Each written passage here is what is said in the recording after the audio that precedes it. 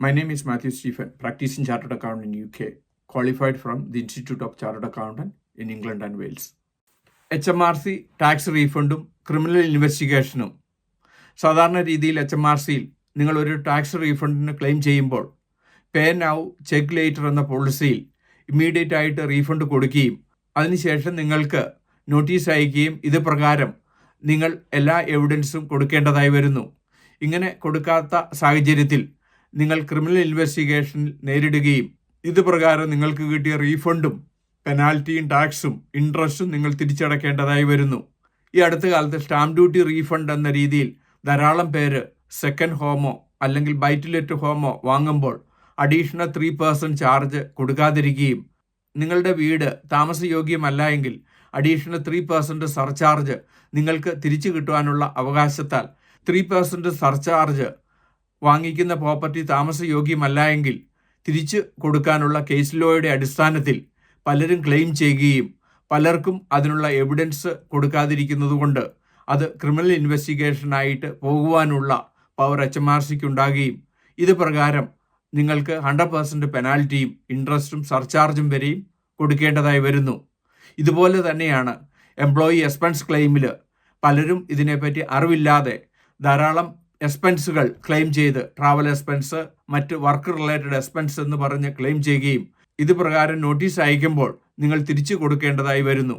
പലപ്പോഴും കൃത്യമായ നിയമങ്ങൾ നോക്കാതെ നിങ്ങൾ ക്ലെയിം ചെയ്യുന്നത് വഴി HMRCയുടെ പേ നൗ ചെക്ക് ലേറ്റർ എന്ന പോളിസി പ്രകാരം നിങ്ങൾ തിരിച്ചടക്കേണ്ടതായി വരുന്നു. കഴിഞ്ഞ ദിവസം ഞങ്ങൾ അപ്ലോഡ് ചെയ്ത വീഡിയോ പ്രകാരം പലരും എംപ്ലോയ്മെൻറ്റ് എക്സ്പെൻസ് എന്ന രീതിയിൽ അർഹതപ്പെടാത്ത പല പേയ്മെൻറ്റുകളും ക്ലെയിം ചെയ്യുകയും അങ്ങനെ റീഫണ്ടുകൾ വാങ്ങിച്ചിട്ടുണ്ടെങ്കിൽ തീർച്ചയായിട്ടും നിങ്ങൾക്ക് വരും കാലങ്ങളിൽ പെനാൽറ്റിയും ഇൻട്രസ്റ്റും ടാക്സും ഒരുമിച്ച് അടയ്ക്കേണ്ടി വരുന്ന അവസ്ഥ വരുന്നു. കൃത്യമായിട്ടുള്ള നിയമങ്ങൾ പ്രകാരമാണ് HMRC എംപ്ലോയ്മെൻറ്റ് അലവൻസ് അല്ലെങ്കിൽ സ്റ്റാമ്പ് ഡ്യൂട്ടി റീഫണ്ട് കൊടുക്കുന്നത്.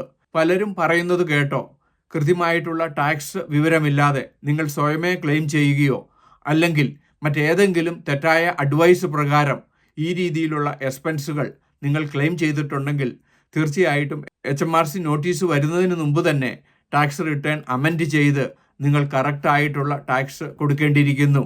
സ്റ്റാമ്പ് ഡ്യൂട്ടി റീഫണ്ട് എന്ന രീതിയിൽ 3% അഡീഷണൽ സർചാർജ് റീഫണ്ട് വാങ്ങിക്കുകയും അത് നിങ്ങൾ വാങ്ങുന്ന സെക്കൻഡ് ഹോമോ ബൈറ്റ് ഹോമോ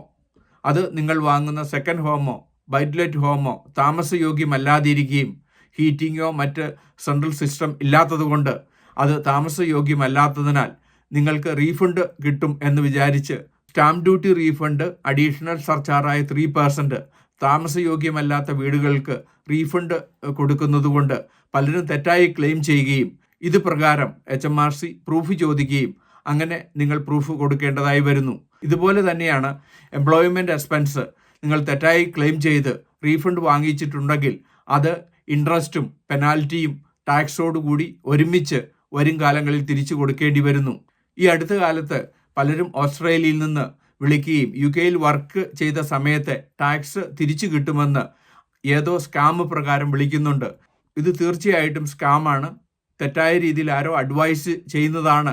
UK വർക്ക് ചെയ്തിട്ടുള്ള ഒരാൾക്ക് എംപ്ലോയ്മെൻറ്റ് എക്സ്പെൻസ് ക്ലെയിം ചെയ്യുന്നതിന് ലിമിറ്റുണ്ട്. അത് HMRC ഗൈഡ് ലൈൻസ് പ്രകാരം മാത്രമായിരിക്കണം.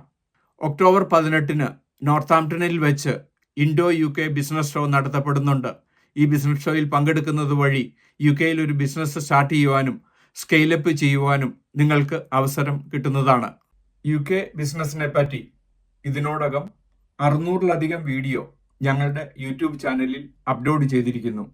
എന്നും ഈവനിങ് UK ബിസിനസ്സിനെ പറ്റി, UK ടാക്സ് പ്ലാനിങ്ങിനെ പറ്റി, UK എംപ്ലോയ്മെൻറ്റ് ടാക്സിനെ പറ്റി ഒരു വീഡിയോ ഞങ്ങൾ അപ്ലോഡ് ചെയ്യുന്നു.